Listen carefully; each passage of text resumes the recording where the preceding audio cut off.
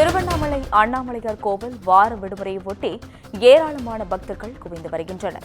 மேலும் 6 மணி நேரத்துக்கும் மேலாக 2 கிலோமீட்டர் தூரத்திற்கு நீண்ட வரிசையில் காத்திருந்து பக்தர்கள் சுவாமி தரிசனம் செய்து வரும் காட்சிகளை பார்த்துக் கொண்டிருக்கிறோம். ஆந்திரா, தெலுங்கானா, கர்நாடகா உள்ளிட்ட மாநிலங்களிலிருந்து வந்த பக்தர்கள் நீண்ட வரிசையில் காத்திருந்து சுவாமி தரிசனம் செய்து வருகின்றனர்.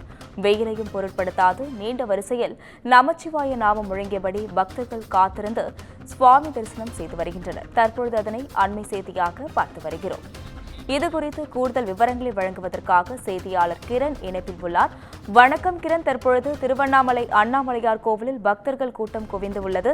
இதுகுறித்து விரிவான விவரங்களை பகிரலாம். வணக்கம் அஸ்வினி.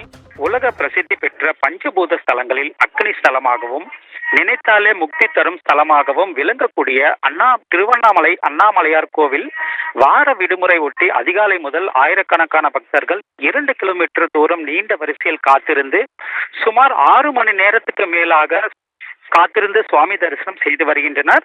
அண்ணாமலையார் கோவிலில் இன்று அதிகாலை 5 மணிக்கு ஆகம விதிப்படி கோவில் நடை திறக்கப்பட்டு உண்ணாமலை அம்மன் உடனாகிய அண்ணாமலையாருக்கு சிவாச்சாரியர்கள் வேத மந்திரங்கள் முழங்க சிறப்பு அபிஷேகம் ஆராதனைகள் செய்தனர்.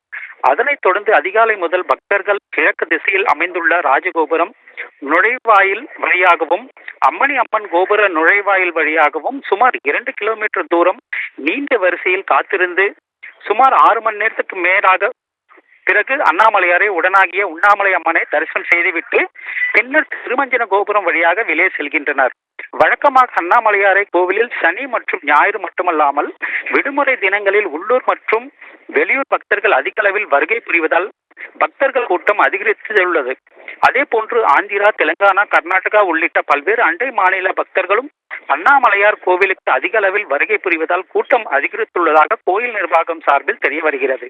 குறிப்பாக இன்று அதிகாலை கைக்குழந்தைகளுடன் பெண்கள் மற்றும் முதியவர்கள் என அனைவரும் நீண்ட வரிசையில் காத்திருந்து அண்ணாமலையாரை தரிசனம் செய்து வருகின்றனர். மேலும் பக்தர்களின் அடிப்படை வசதிகளை கோயில் நிர்வாகம் சார்பில் சிறப்பு ஏற்பாடுகள் செய்யப்பட்டுள்ளதாக கோயில் நிர்வாகம் சார்பில் தெரிவிக்கப்படுகிறது. அஸ்வினி,